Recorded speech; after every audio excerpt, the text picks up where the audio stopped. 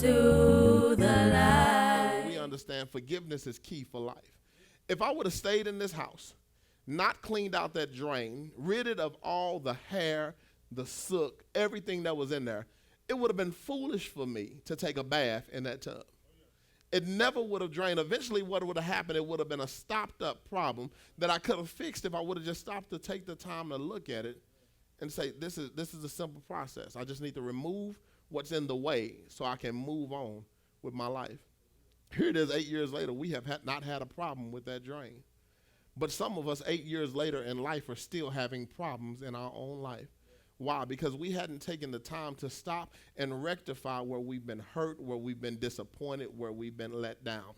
Well, in this passage today, as we deal with Luke chapter 15, dealing with the mindset of understanding the way I think has to change. We're trying to change the way that we think about forgiveness. Why? Because forgiveness is key. There's two phrases that I feel like in the English language we misuse more than anything. Phrase number one is I love you. Phrase number two is I forgive you. For some reason, we've gotten in our minds that the easiest way to get what you want is to run and tell somebody, I love you. Fellas do it with ladies all the time. Children do it with their parents all the time. Those three words, I love you, seems to get you whatever you want in life. But the fact of the matter is a lot of us don't act like we love the individuals we claim we love. How is it that you tell someone that you love them, but you do everything possible to hurt them? How is it that you tell someone that you love them, but all you do is set up ways to let them down and disappoint them? And then we talk about the second phrase, I forgive you. This is the second most used phrase, in my opinion, in the English languages because of the fact that we'll open our mouths and say, I forgive you, but I'll never forget. And that's a problem for me sometimes, is because it shows that you have a willingness to remember the hurt, the pain that someone has done to you.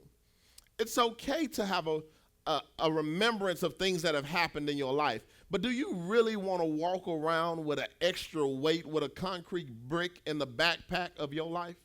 To sit here and say, you know what, no matter what, I still want to hold a grudge against you.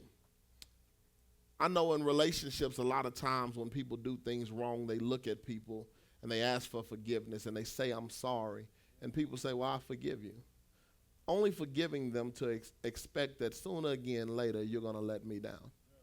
The truth is it's impossible to forgive if you never loved.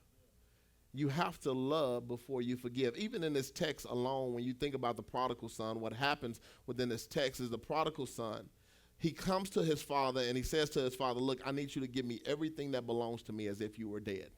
And I want it right now. And so he takes what his father gives him. He runs off to a faraway land.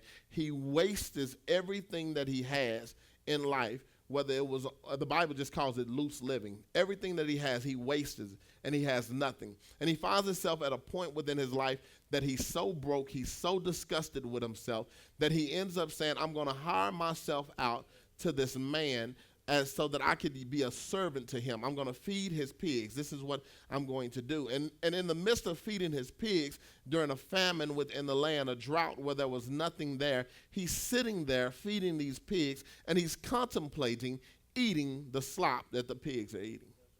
Why? Because his life had gotten so bad because he had taken something that he wasn't ready for, and he had wasted it. And so now here he is at a pig's trough, getting ready to eat the slops that the pigs were eating. But the Bible says that he came to his senses.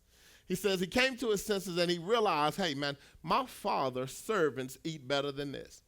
He says, listen, I know I've done wrong. I've hurt my father. I've let him down. I've turned my back on him. And so I don't even deserve to be considered his son. So what I'm going to do is I'm going to go to my father and I'm going to ask my father, let me be one of your servants.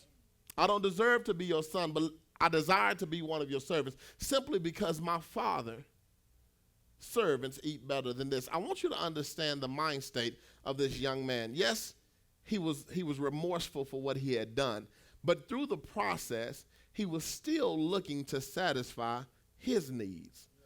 He wasn't concerned necessarily about how he had affected his father. He just didn't want to be at the trough eating with pigs. This is why he said, listen, my father's servants eat better than this. At least let me get better in a better situation in my life and go be my father's servants. In other words, he's still selling himself out. His mind still ain't changed. I mean, he may be looking at things different, but the fact of the matter is that he's still trying to come up for himself. Because somebody that's really hurt that they've done something wrong, they'll stay right where they at until they get the opportunity for that person to come and say, I forgive you. But yet it's still, he's trying to come up. He's trying to get back in right standings with his father. And so he comes to his father and he says, Father, I just want to be a servant. This is what he's thinking. He's thinking, when I get there to my dad, I'm going to tell him, listen, I just want to be a servant. He's mapped this thing out. He's created a plan. Before my daddy can say anything, I'm going to say this, and he's going to have to forgive me. This is what he says. But the catch is that when his father, the Bible says, sees him from afar, his father goes to him and embraces him before he gets to say anything. He goes to him and embraces him before he gets to even open his mouth with what may be a lie. He goes to him and says, son, I forgive you. He says, son, it doesn't matter.